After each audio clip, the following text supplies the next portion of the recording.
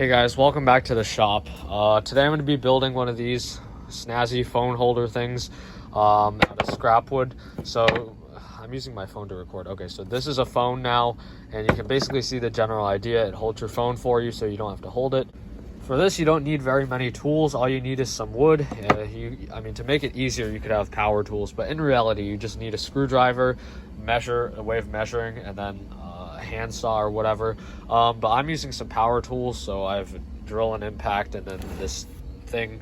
It's a circular saw, and then I have some scrap wood. You can literally make these things out of like anything you want. I just took something out of the scrap bucket over there. So yeah. To film this project, I'm literally going to use this phone holder right here to put my phone down so you can see everything. So anyways, to get started, you're going to want an angle square or something if you want to be a little bit precise. Obviously, it's not fine woodworking or anything. It's really just function over form. But you're going to measure out your pieces. So I've found that the ideal sizes for the pieces are 3 1/4. So you can just use this to measure it if you're intellectual. So let's see, 3 1/4, that's like right there. And then you can use this to just square it out so that way your edges are nice. 1 3/4. You might want to leave a little bit for the blade. I mean, that's math, and I don't want to do math, so I'm just gonna like eyeball it. So there you go. This pen sucks. Last piece you're gonna need is just exactly 1 inch. All right, so now we're gonna cut it out with power tools. Just a disclaimer, power tools are dangerous. I shouldn't really have to say that, but what I'm using is this Ryobi 7 1/4 inch circular saw. Yes, Ryobi, blah, blah, blah. I know Ryobi isn't the best brand, but it does get the job done, and it was like the cheapest thing at Home Depot. But anyways, so this is a rotary power tool, so this blade will spin. And obviously, if you get any part of your body caught in there, it's going to rip it apart. I mean, they're finger removers. So at the very least, just don't touch the blade. Keep your hands where they're supposed to be. Don't cut the cord with the blade. Don't touch the blade. Use common sense. And if you're not comfortable with a power tool, don't use it. So if you get hurt doing this, then that's unfortunate. And I'll probably get sued. So don't get hurt doing this.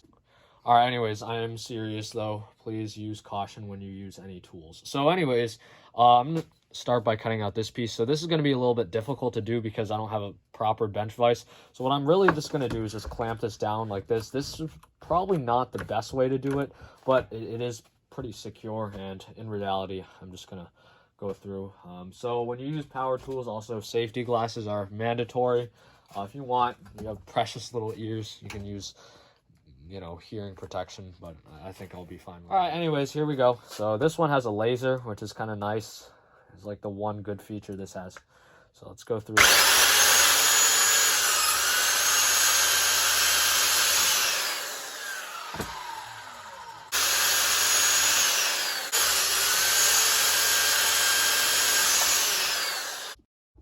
So at this point, you don't need your saw anymore, so you can go put that somewhere.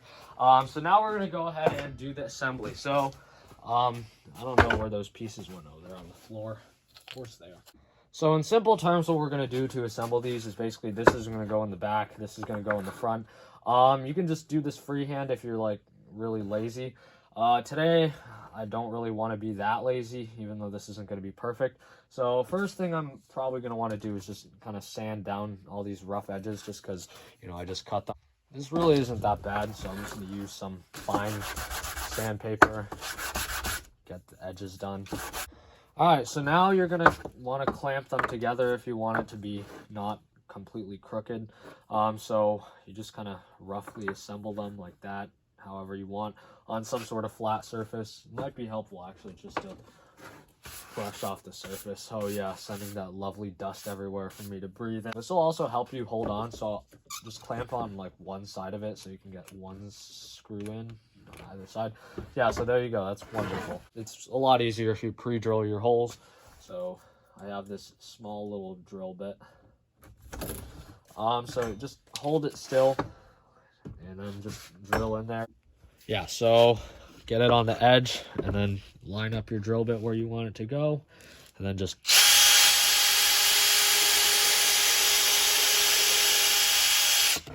do that on the other side too.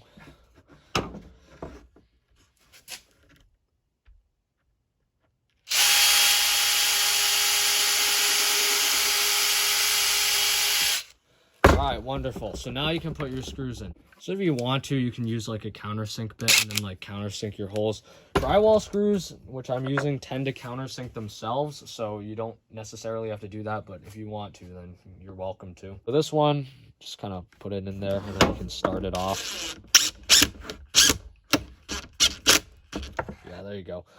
So this is plywood, so it's a lot less likely to just split and then completely destroy itself, but it's probably not necessary to, you know, use the impact feature. So just do that. So now just do the exact same thing you just did with the other side. Now you probably don't have to clamp it. Actually, to make it easier, you can just clamp it to the actual workbench or something. Bing, bing, boom, boom. Now you have another phone stand to use.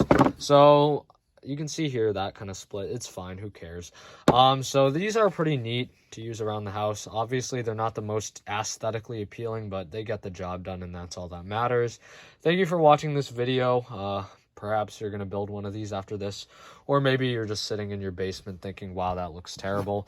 Either way, thank you for watching. Please like, comment, and subscribe, and I'll see you in the next one. Farewell.